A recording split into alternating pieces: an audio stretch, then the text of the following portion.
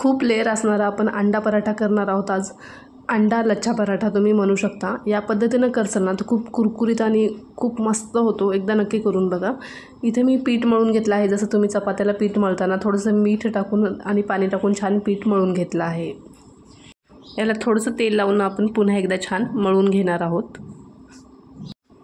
जर तुमच्याकडे उरलेलं रात्रीचं पीठ असेल तरी या पिठाचं सुद्धा तुम्ही बनवू शकता किंवा फ्रेश पीठ मळून सुद्धा बनवू शकता। खूप मस्त होतात। नाश्त्याला किंवा संध्याकाळच्या टायमाला तुम्ही कधी पण खाऊ शकता। पोटभरीचा नाश्ता आहे हे पराठा म्हणू शकता। एकदा नक्की करून बघा। इथे मी सगळं पिठाचे गोळे करून घेतले आहेत गोल गोल। आता एक छोटासा पिठाचा गोळा घ्यायचा आहे। तर याला थोडंसं दोन्ही साईडला आपल्याला पीठ लावून घ्यायचं आहे आणि छान हलकंसं लाटून घ्यायचं आहे। एकदम हलक्या हाताने लाटून घ्यायचं आहे। हे लाटून झाल्यावर त्याला छानपैकी तेल लावायचं आहे। तुम्ही बटर किंवा तूप पण लावू शकता। तेलाचा किंवा बटरचा थोडा जास्त वापर करा म्हणजे लेयर्स खूप मस्त येतात।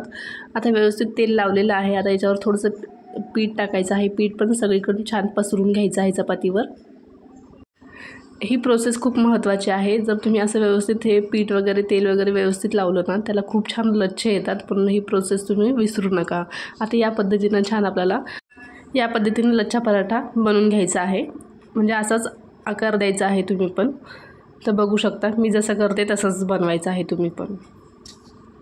जेव्हा आपण लेयर्स देतो ना तेव्हा जास्त दाबायचं नाही। एकदम हलक्या हलक्या हाताने आपल्याला हे करायचं आहे। म्हणजे तुम्ही जास्त दाबलं ना त्याचे लेयर्स जास्त निघणार नाही। आता हे बघू शकता बरोबर असंच बनवायचं आहे तुम्ही या पद्धतीनं। सगळे असे मी लच्छा पराठा बनवून घेते आणि एका प्लेटमध्ये आपल्याला 10 ते 15 मिनिटासाठी झाकून व्यवस्थित ठेवून द्यायचं आहे। जर तुम्हाला गव्हाच्या पिठाचे लच्छा पराठा करायचा नसेल, जर मैद्याचा करायचा असेल, मैद्याच्या पिठाचे सुद्धा खूप मस्त लच्छा पराठा बनवून तयार होतात। नक्की तुम्ही करून बघू शकता। तर आता हे 10 ते 15 मिनिटं झालेले आहेत। आता पुन्हा थोडंसं पीठ लावायचं आहे आणि त्याच्यावर थोडीशी चिली फ्लेक्स आणि कसुरी मेथी टाकायची आहे।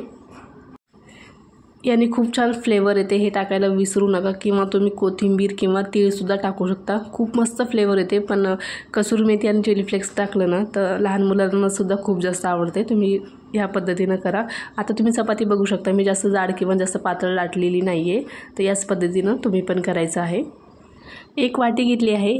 आता या वाटीमध्ये आपल्याला बारीक चिरलेले कांदे टाकायचे आहेत आणि बारीक चिरलेली हिरवी मिरची। जर तुम्हाला भाज्या टाकायच्या असेल तर वेगवेगळ्या तुम्ही भाज्या पण टाकू शकता। आता थोडीशी कोथिंबीर टाकली आहे। आता लगेच याच्यामध्ये थोडंसं मीठ टाकायचं आहे आणि चिली फ्लेक्स टाकायचं आहे। जर पहिल्यांदा असं व्यवस्थित मिक्स केलं ना कांदे हिरवी मिरची कोथिंबीर वगैरे जर ऑमलेट करता सगळं असं एकीकडे मीठ आणि एकीकडं भाज्या असं राहत नाही। आधी पहिलं असं मिक्स करून घ्यायचं आणि मग त्याच्यामध्ये अंडं टाकायचं म्हणजे सगळीकडे व्यवस्थित छान मिक्स होते। तर एकाच अंड्याचं आपण बनवत आहोत। तर आता हे व्यवस्थित आपल्याला फेटून घ्यायचं आहे। अंडं टाकल्यावर 2-3 मिनिटं छान फेटून घ्यायचं म्हणजे ऑमलेट ना खूप छान गुबगुबीत होते। तर आता हे फेटून झालेलं आहे। आता पराठा आपण भाजून घेऊया। आता हे एकदम बारीक गॅसवर आपल्याला पराठा भाजून घ्यायचा आहे। थोडंसं तेल टाकलं आहे। पराठ्याची जी प्लेन साईड आहे ना ती आपल्याला जास्त भाजायची आहे आणि जी चिली फ्लेक्सवाली आहे ना ती थोडी कमी भाजायची आहे। ही टीप लक्षात ठेवा। लेयर बघू शकता किती मस्त आलेले आहेत। असे छान लेयर्स आले ना अंडा लच्छा पराठा खूप जास्त कुरकुरीत होतो आणि खायला खरंच खूप मस्त लागतो। तो लेयर्स बघू शकता खरंच खूप मस्त आले होते। तर आता हे आपला मसाला आपल्याला याच्यावर टाकायचा आहे चपातीवर। प्रोसेस सगळी बारीक गॅसवरच करायची आहे। गॅस फुल नका ठेवू, फक्त लो मिडियमवर ठेवा। आता हे चांगलं व्यवस्थित आपल्याला सेट होऊ द्यायचं आहे। लगेच पलटवायचं नाही आहे। पहिलं ऑमलेट टाकून ना लगेच 1 मिनिटासाठी झाकून ठेवायचं आहे आणि नंतर 1 मिनिटाने प्लेट काढायची आहे। आता हे आपण ना फोल्ड करून घेऊया। लगेच बघू शकता थोडंसं ऑमलेट बाहेर येते, जास्त येत नाही आहे। थोडं असं मसाला बाहेर येऊ शकतो बघू शकता। पण थोडं तेल लावून आपण दोन्ही साईडनी छान खमंग आपल्याला भाजून घ्यायचं आहे। एकदम बारीक गॅसवर भाजायचं आहे। बटर किंवा तुपामध्ये सुद्धा छान भाजून घेऊ शकता। जर लच्छा पराठामध्ये तुम्हाला चीज टाकायचं असेल तर तुम्ही चीज पण टाकू शकता। एकदम मी साध्या सिंपल पद्धतीने केलं आहे पण ही पद्धत पण खूप मस्त झालं होतं। या पद्धतीने एकदा करून बघा। आता हे आपला लच्छा पराठा अंडा लच्छा पराठा तयार आहे। तर आवाज ऐकू शकता खूप कुरकुरीत झालं होतं। तर आता हे याच्या आपण याला कापून घेऊया, कट करूया। तर बघू शकता खूप छान लच्छे आले आहेत आणि खूप कुरकुरीत झाला होता। दिसायला पण खूप मस्त दिसत आहे। एकदा नक्की करून बघा। रेसिपी कशी वाटली नक्की सांगा। Okay bye.